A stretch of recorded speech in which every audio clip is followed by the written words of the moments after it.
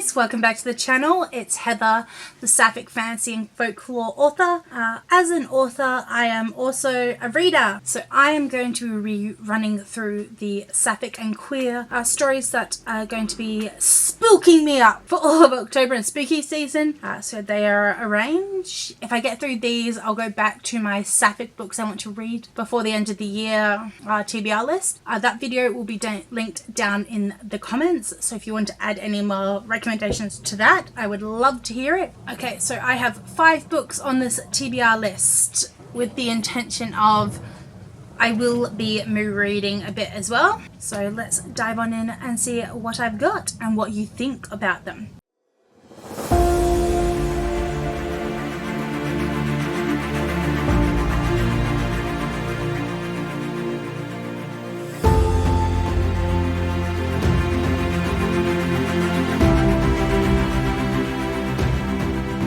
So the first one I have is one that keeps coming back up, and that is Wilder Girls by Rory Power. Really like this cover. So it is young adult body horror queer feminist retelling of Lord of the Flies. So it's been 18 months since Rice's School for Girls was put under quarantine since the Cox hit and pulled Hetty's life out from under her.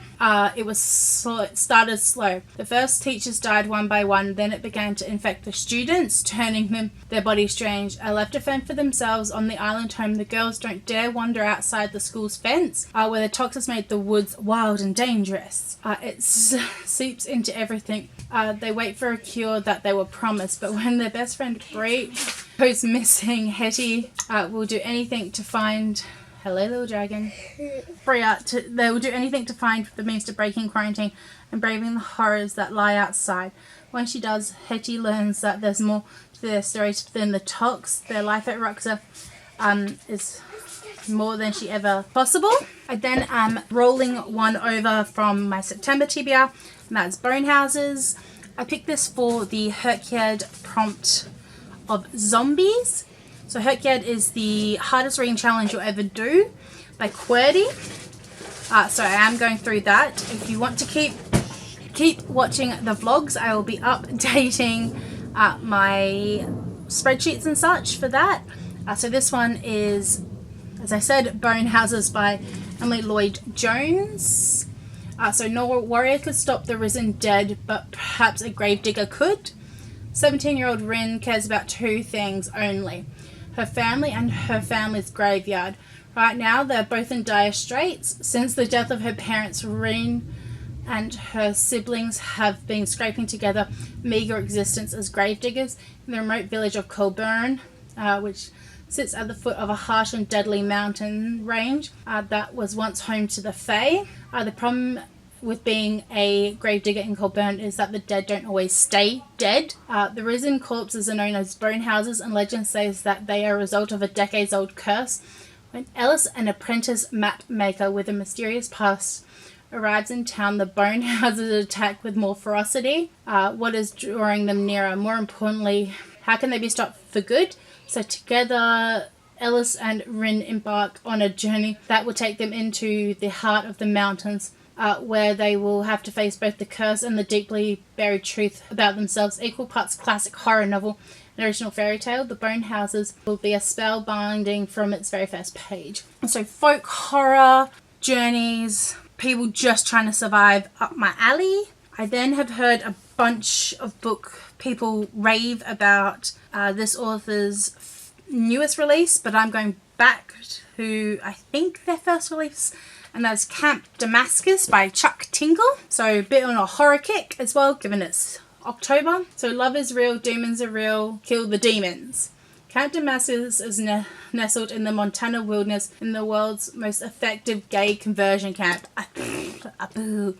Parents send their children from around the world to experience the program's 100% success rate. But this story isn't about that. The story is about Rose Darling, a God-fearing young woman who can't stop puking up flies. It's about her parents who ignore her visions, and of an eerie woman with a sagging pale skin who watches from the woods. It's about the desire deep inside Rose. Didn't seem to make any sense. Her walking nightmare are beginning to feel more like memories maybe, just maybe, there was a little bit more to Camp Damascus after all. Oh my goodness, so intrigued. And then I have a author that has written spooky stuff, and it's sort of folk horror story, not queer, but that would be Christina Henry's Ghost Tree. I have read Near the Bone before, really good, and The Girl in Red by the same author, which is a horror post-apocalyptic retelling of Little Red Riding Hood with a amputee main character. So if you are looking for diverse, well-handled disability that isn't just a plot point, but it's actually truly part of the character, I would recommend that. Ghost Tree. So Lauren and Miranda have been best friends forever. Every day one would say, "Meet me by the old ghost tree," and they would go and have adventures. But now Miranda only likes boys, and Lauren's father was found in the woods with his heart torn out, and no one was ever caught. A year later, bodies of 2 girls were discovered. Lauren has visions of a monster dragging human remains through the woods, and she knows she can't keep doing nothing, not like the rest of the town.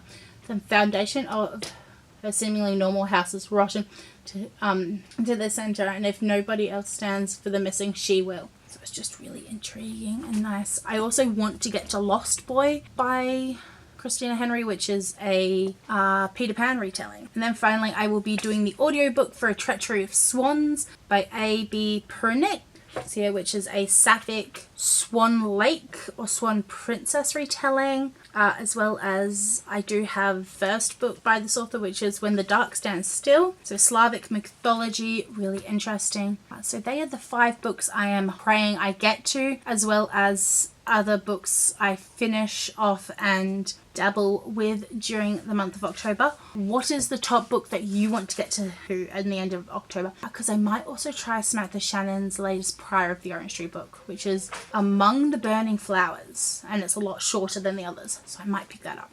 I'm not sure.